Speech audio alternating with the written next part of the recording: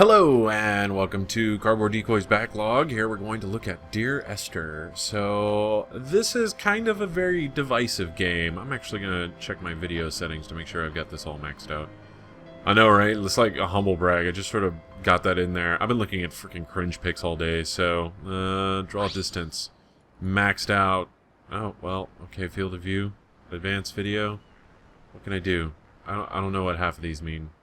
Yeah, vertical sync is good. Shader detail, high, okay, done. Alright, I just want to make sure you get an idea of whenever I start gushing over how pretty damn awesome the graphics are in here, that you get the full experience of what I'm talking about, or at least as best as you can. So, game is divisive, number one, because it's not necessarily the kind of game you would expect, especially since it's got this first-person's perspective thing going on throughout. It doesn't have any guns or shooting or anything other than you. You're pretty much the only real interactive object in the entire game. And it's more of a... Well, you know what? I haven't actually played Gone Home. I own it. I just haven't gotten around to playing it, so I can't really compare it to anything else. At the time when it came out, there really was nothing else to compare it to. Nobody came up with this sort of not quite on rails, exploratory... what do you call it? Narrated sort of story-based FPS. It's more of an experiment than anything else. It started out as a mod a long time ago. It was a source mod, I believe, and then they kind of fully fleshed it out and added a lot of really good voice acting and all that other kind of stuff. But really, it's kind of a short story or a novel or a poem or a proem or whatever you want to call it that is set for you to be able to walk around in and have this sort of scenery to go with it, and also music, which I appreciate on a certain level. So we're going to go back, and I am going to start, and we'll see what it is I'm going on about. So, as you can see, there are 4 chapters. We're going to play the first chapter, naturally. And then we'll see exactly what's going on here. Well, you know, it's loading, so... Dear Esther, the morning after I was washed ashore, salt in my ears, sand in my mouth, and the waves always at my ankles, I felt as though everything had conspired to this one last shipwreck. I remembered nothing but water, stones in my belly and my shoes, threatening to drag me under to where only the most listless of creatures swim. So, as you can see, it's not exactly a happy story. That's actually a new message for me. So here's the thing.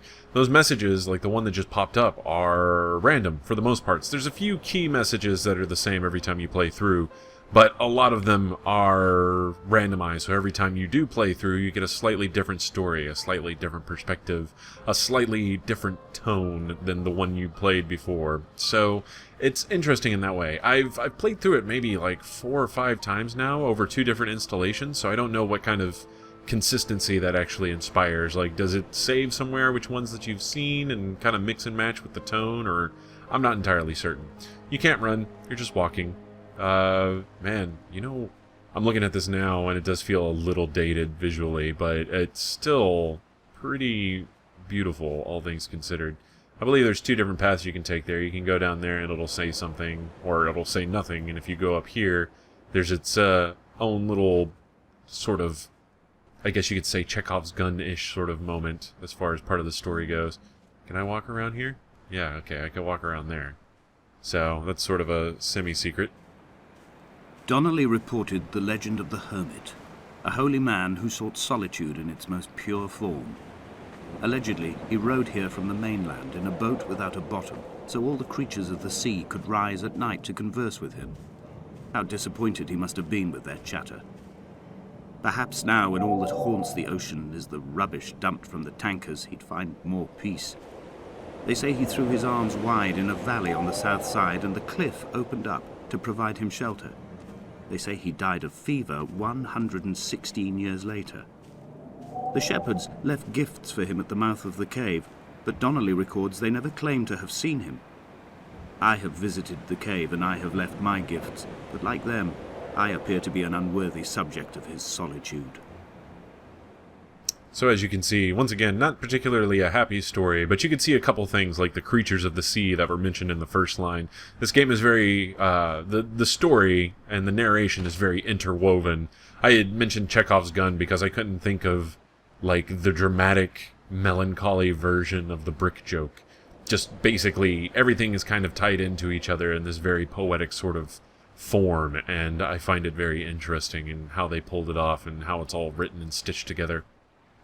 So yeah, I mean, really, this is it. Like, okay, review over. Like, this is go play it yourself. It's very hard to get any further in the game or try to show you anything else. I believe if we go down When you there, were born, your mother told me, a hush fell over the delivery room. A great red birthmark covered the left side of your face. No one knew what to say, so you cried to fill the vacuum. I always admired you for that you cried to fill whatever vacuum you found. I began to manufacture vacuums, just to enable you to deploy your talent. The birthmark faded by the time you were 6, and had gone completely by the time we met, but your fascination with the empty and its cure remained. So yeah, it's weird because I want to talk about this. Like, I have a real interest in the writing style of this sort of tragedy, dramatic. I wish I had the words for I it. have found the ship's manifest, crumpled and waterlogged under a stash of paint cans. It tells me that along with this present cargo, there was a large quantity of antacid yogurt bound for the European market. It must have washed out to sea. God knows there are no longer gulls or goats here to eat it. But yeah, all I can think of is melancholy. Like, this whole story, the whole writing, the whole game is about just a really unbelievably deep melancholy. And I find it interesting. And here's little details, too. Like how, yeah, we've got the Fibonacci spiral here. And, yeah, it's interesting. I don't know. I like it. It's a little moribund at times. I think it is moribund, morose, more stuff that's kind of depressing. Good lord, my access to words right now is pretty limited, but bear with me here. Let's just say I am struck with awe at how deep this game gets me whenever I play through it, regardless of the aging graphics or, you know, the divisive, this isn't really a game quality to it. But yeah, I mean, I don't know. I think it's interesting. I think it's really good, and it always kind of, it overcomes me in a certain way emotionally, and not necessarily, like, I haven't experienced anything that's described in this game. There's no, the overarching plot and the underlying subtitle, man, oh man, yeah, I should have been an English major, huh? But yeah, just the subtext and what's actually going on with the story and why he's here on the island and the musing and all of the symbolism and everything else that goes into this game is really, really fascinating by to the me. weak afternoon sunlight. He landed on the south side of the island, followed the path to the bay and climbed the mount. He did not find the caves, and he did not chart the north side. I think this is why his understanding of the island is flawed, incomplete. He stood on the mount and only wondered momentarily how to descend. But then, he didn't have my reasons. So yeah, what are those reasons? Why is he referencing Donnelly? Why are there all these little details that are going on? And, you know, what are we doing here? What's happening? There's a slight air of mystery to this game, and even though I know what happens and I know When what's someone going had on, died or was dying, or was so ill they gave up what little hope they could sacrifice, they cut parallel lines into the cliff, exposing the white chalk beneath. You could see them from the mainland or the fishing boat, and know to send aid or impose a cordon of protection, and wait a generation until whatever pestilence stalked the cliff paths died along with its hosts. My lines are just for this, to keep any would-be rescuers at bay. The infection is not simply of the flesh. yeah. Also, what's with the red blinking light in the distance? There's the white lines on the cliff face, in case you hadn't noticed. You know, spoilers, whatever. And then we've got some cairns over there. Cairn, I don't know how to pronounce that word particularly. It probably is just cairns though, and I'm overthinking it. But so yeah, I keep getting interrupted by the narrator, but I think the voice acting is fantastic, and just the mood that this game is capable of setting is really, really powerful. They were God-fearing people, those shepherds. There was no love in the relationship. Donnelly tells me that they had one Bible that was passed around in strict rotation. It was stolen by a visiting monk in 1776, 2 years before the island was abandoned altogether. In the interim, I wonder, did they assign chapter and verse to the stones and grasses, marking the geography with a superimposed significance that they could actually walk the Bible and inhabit its contradiction? Yeah, so there's a little bit of that too. It's so introspective, and it's got this interesting sort of philosophy behind it. I want to get to this cave down here at the bottom of the hill before I end this review, and you can kind of decide for yourself where all of this is going, and whether or not you're interested. If you haven't played it, you probably Dear should. Esther, Oh. I met Paul. I made my own little pilgrimage. My Damascus, a small semi-detached on the outskirts of Wolverhampton. We drank coffee in his kitchen and tried to connect to one another. Although he knew I hadn't come in search of an apology, reason or retribution, he still spiraled in panic, thrown high and lucid by his own dented bonnet. Responsibility had made him old. Like us, he'd already passed beyond any conceivable boundary of life. So it also helps to know a few Britishisms like the dented bonnet is actually referring to a car hood. I threw my arms wide and the cliff opened out before me, making this rough home. I transferred my belongings from the bothy on the mount and tried to live here instead. It was cold at night, and the sea lapped at the entrance at high tide. To climb the peak, I must first venture even deeper into the veins of the island, where the signals are blocked altogether. Only then will I understand them, when I stand on the summit and they flow into me, uncorrupted.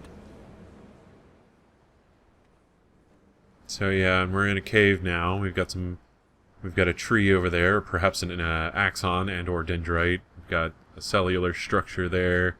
This seems to be some sort of sea creature, perhaps. We've got a organic chemical diagram, also tied to what appears to be axons and dendrites. And yeah, definitely some sort of nervous cell. And it's all in incandescent paint. Is that right? Is it fluorescent or incandescent? I can never remember. Incandescent, I think, is self-lighting, and fluorescent is glow-in-the-dark. And we got some fish over here. Yeah, there's tons and tons of brutal detail in this game that are just really fun to explore and look through. And it gets incredibly beautiful at times, and other times you're just like, okay, it's rocks, whatever. And then all of a sudden, you step into a new area, and it's really breathtaking. But yeah, I mean, I've said pretty much all I really can, and I keep getting sidetracked by the words, but I mean, I don't know how much further I can go in trying to describe this game, or how much I enjoy it without sounding too terribly pretentious or hipsterish, which I try to avoid, but I realize it's probably unavoidable at a point. I am all too aware of my hipster status with games sometimes. Or at least as my friends constantly point out to me. Whatever. I'm just going to stop talking about it altogether. But yeah, no, this game is... It's not a game. I don't think I would call it a game necessarily. It's a short story. It's a poem. It's a walk through the park with some really amazing music and some great visuals that go along with this incredibly moving narrative. And yeah, if you haven't played it, you should. If you aren't really sure if you want to buy it or not, I would suggest, first of all, don't think of it as you're buying this game that is this, standalone experience that is going to keep you super occupied like something more fast-paced would, like a Rogue Legacy or Call of Duty or whatever. It's definitely not that. It's a wholly different thing. And for me, like I do with a lot of games, especially in experimental indie He still maintains pictures, he wasn't drunk, but tired. I can't make the judgment or the distinction anymore. I was drunk when I landed here, and tired too. I walked up the cliff path in near darkness and camped in the bay where the trawler lies beached. It was only at dawn that I saw the bothy and decided to make my temporary lodgings there. I was expecting just the aerial and a transmitter stashed in a weatherproof box somewhere on the mount. It had an air of uneasy permanence to it. Like all the other buildings here, erosion seems to have evaded it completely. So, but yeah, it's once again with like experimental indie kind of excursions like this, I have a tendency to vote with my dollar. I want more stuff that develops on this. So I had no problem paying the $15. I think it's 15, or it was. No, it was 10. I remember seeing it. It was 10, and I was like, you know, I'll pay $10 to experiment. I'll pay $10 to let somebody out there know that there is an interest in this sort of thing, because I like the narrative style. I like the story. I like the feeling. I like the tone. I like just the oppressive melancholy of the whole thing. I think it's great, and I think it's an unexplored subject in video games.